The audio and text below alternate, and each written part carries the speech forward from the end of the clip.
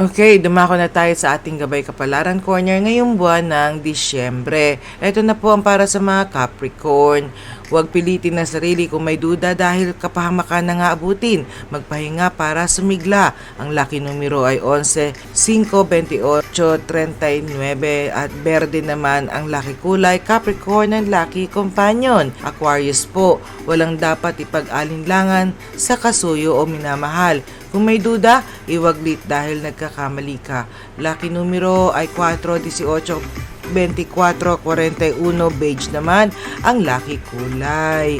At ang lucky companion, Aries. Para po sa mga Pisces, huwag mawalan ng pag-asa kung hanggang ngayon ay walang trabaho. Sipag at tiyaga ang kailangan. Ang lucky numero ay 13, 20, 27, 31 at puti ang lucky kulay. Gemini naman ang lucky companion. At para po sa mga Aries, aminin ang nagawang kasalanan, huwag matakot, lalong sasama ang loob niya kung sa iba pa malaman ang nagawa mo. Ang lucky numero ay 7, 14, 28, 42 at pula naman ang lucky kulay. Libra ang lucky companion. Para po sa mga Taurus, hello po.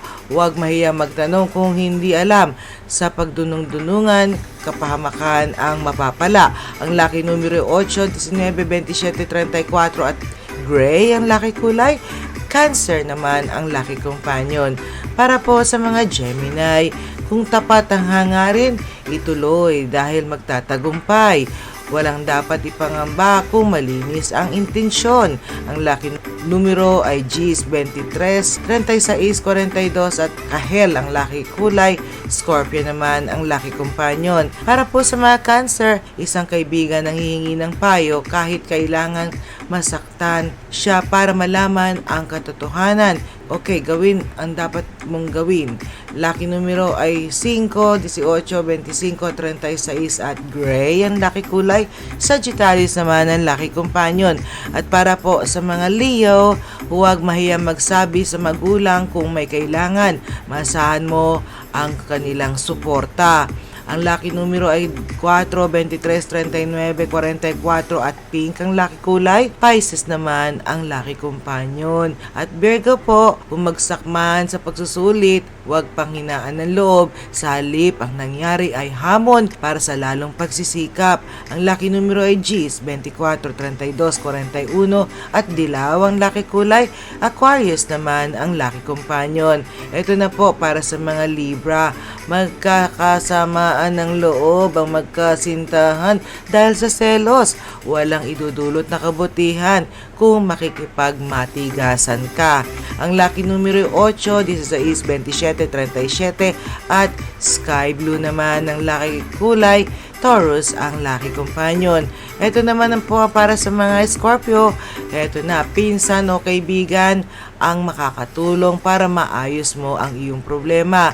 Makinig at sundin ang makabuluhang payo. Ang lucky numero 2, 16, 23, 41, mint green ang lucky kulay. Leo naman ang lucky companion. At ito na po ang ating lucky last, Sagittarius. Kung may problema sa relasyon, posibleng antong sa hiwalayan kung hindi aayusin agad.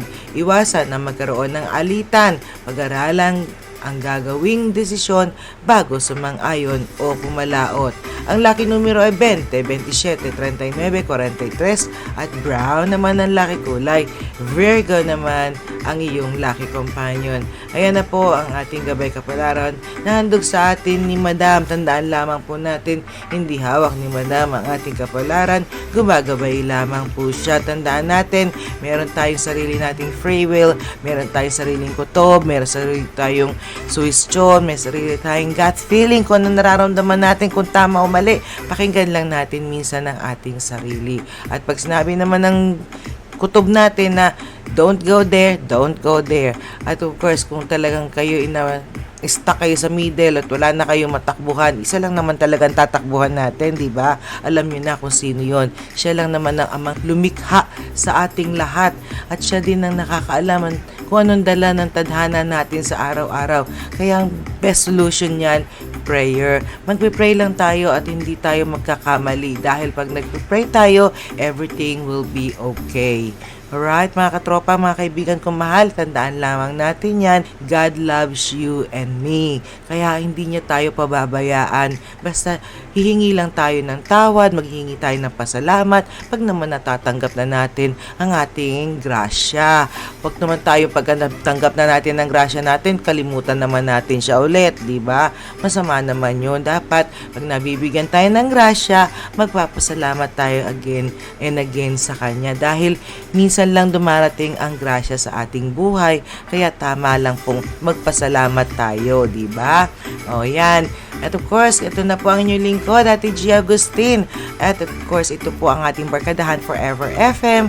Live po tayo every Tuesday and Thursday dito sa atin Gabay Kapalaran. And of course, Monday and Wednesday po sa ating Gibson FM Filipino Radio Program at Barkadahan Forever FM. Yan, from Monday and Wednesday. And of course, ito nga po ang inyong lingkod. Like I said, at lagi nagpapasalamat sa inyong lahat, especially sa ating mga members ng ating programa. Nandiyan ang ating sa YouTube channel natin. Nandiyan ang ating Pusong Ina May, nandiyan si Maring Chris, nandiyan si Amazing Charles, nandiyan si ating Duck Lifestyle and ating Weng Franz. O diba, maraming salamat po sa inyo talaga, sa inyong walang sawang suporta. And of course, ang suporta ng ating mga kagrupo mula sa Team Tribu Payag, headed by ating Ate Pretty Lee. Of course, maraming salamat po again and again. Maraming thank you po sa inyong lahat. Dahil sa inyong suporta, tayo po ay naririto pa rin. Okay? Again, mag-iingat po kayo mga kababayan kong mahal, mga mahal kong kaibigan. Hanggang sa muli po, magkakasama-sama muli tayo. Keep safe. Good luck, good health, and God bless you all. To God be all the glory. And of course, this is your host, Gina Agustin. Magpapaalam na po. Good night and mabalos. Ingat po kayong lahat. I love you all. God loves you and so do I. Mwah! See you later. Babush!